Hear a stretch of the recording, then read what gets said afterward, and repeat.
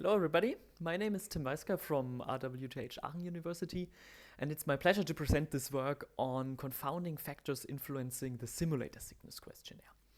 So to jump right into the action, I'd like to start with a thought experiment for you. So imagine sitting in the auditorium of IEEE VR where this paper is presented, and assume I asked you the following question. Do you currently feel sick? So, yeah. Really strange question to ask in this context, right? So most of you will likely respond no, as sickness usually comes from some sort of physical or visual motion, which we do not have in a conference auditorium. However, what if I asked you if you are currently affected by these 4 symptoms? So difficulty concentrating, difficulty focusing, fatigue, and fullness of head. Well, given that the conference days are usually very long and busy, I can usually at least say for myself that it's very likely that these symptoms are all present to at least a slight extent. And as you might know, these symptoms are part of a longer list which altogether make up the Simulator Sickness Questionnaire, or SSQ for short.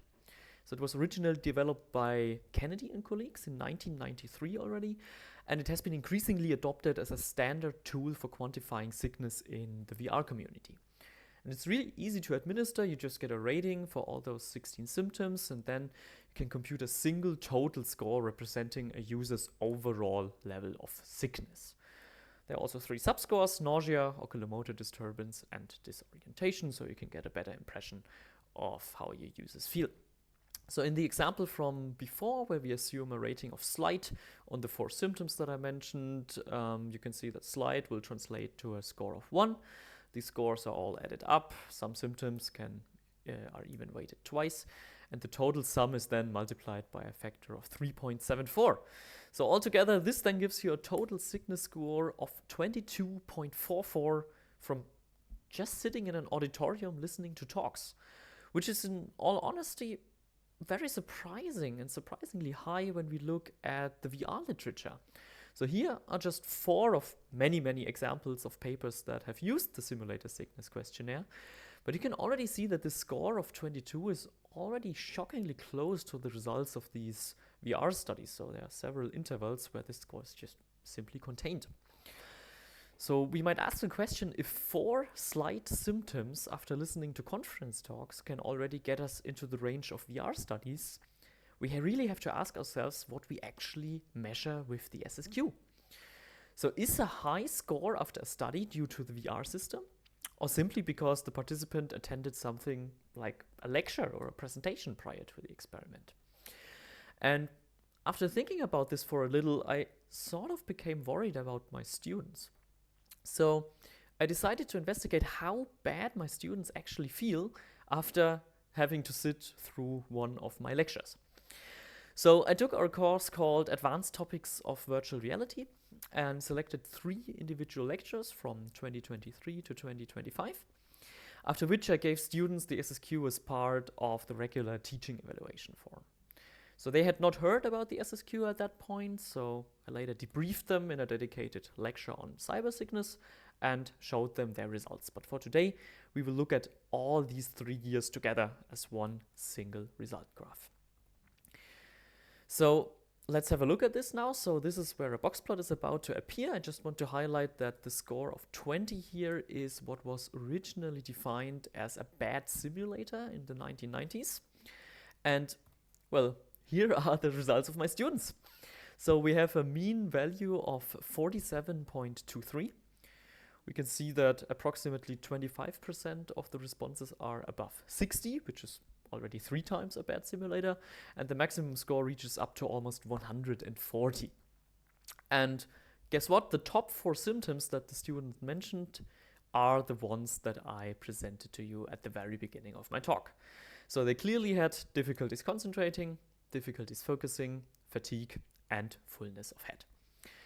And to be honest, this is not really surprising after having to sit through a 90 minutes master's lecture, right? It's just complex stuff you have to take in and process. So across the years, several alternative scoring systems of the SSQ were presented to mitigate some of the drawbacks of that original formula. So I looked at 3 of them in this paper to see if it makes a difference regarding my results, and the short answer is no. But one interesting insight along the way occurred when I looked at the works of Bouchard and colleagues, who used their scoring system to compute the SSQ results after exposing participants to a real-life social stress test, so the so-called Trier social stress test, if you know it. And well, unluckily for me, it turns out that my lecture scores are also higher and significantly higher than the results of this social stress test with a medium effect size. So what should we conclude from all of this? Well, following Stanny and colleagues in 1997, results like this would mean that my students would not voluntarily seek additional exposure unless there were other incentives. I mean, there are other incentives, of course. Well, they want to get the credits, but I can assure you that maybe my teaching career is not yet over, because my normal teaching evaluations paint a considerably more positive picture than what we see here on the SSQ. I promise. So we most likely have to accept the reality that listening to scientific talks for a longer time is simply strenuous. And because cybersickness is defined as a rather general feeling of unpleasantness, there is indeed a significant overlap of symptoms with other sources of discomfort. And as a result, we cannot really expect the SSQ to provide us with an isolated measurement of a VR experience, because, bluntly spoken, our participants might simply have attended a lecture prior to joining our experiment. And overall, this means that we really have to be careful with what we do and what we conclude from our data. So here are 4 ideas to think about in this regard. So first, a suggestion that we often see in the literature is to administer the SSQ both before and after a VR experience. The original authors explicitly advise against this, but we can all see the point that assuming a 0 baseline might be a little too ambitious and can indeed be eliminated with this process. However, there's also some evidence in the literature that symptoms might appear with a delay, so there's still the possibility that our pre-questionnaire here does not really capture certain effects, so it's no perfect solution either, unfortunately. And moreover, there's also studies in the literature showing that a pre-questionnaire can even bias our participants in a way that makes the results of the post-questionnaire even larger than they already are. So it's always very important to consider these factors and also weigh the benefits and drawbacks of these potential influences when designing a study, and talk about them openly when we write down the paper. So second, we can also expect that other cognitively demanding activities might also provoke SSQ symptoms. So if my user study involves a complex tasks that asks users to perform, calculations or even too many repetitions of a simple task, we can expect this to register on the SSQ as well.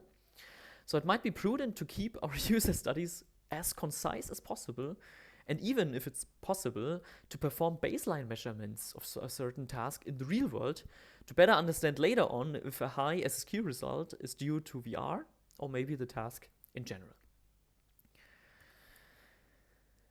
And third, of course, we have to ask ourselves if the SSQ, with all its limitations, is really the appropriate measurement instrument for a particular user study.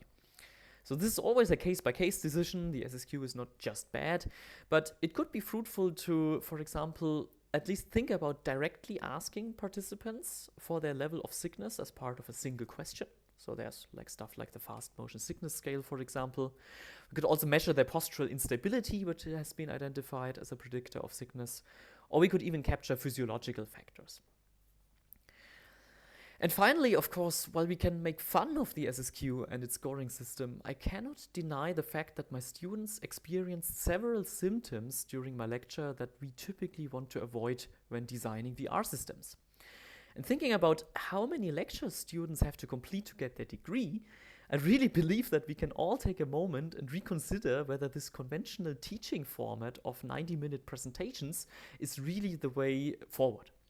So as a result of this paper, I really try to include more and more interactive elements into my lecture, and I really hope that we can all think about further ways of enriching our teaching experience further to make learning a fun experience for students instead of something that we want to get rid of since the emergence of the very first VR systems. Thank you very much.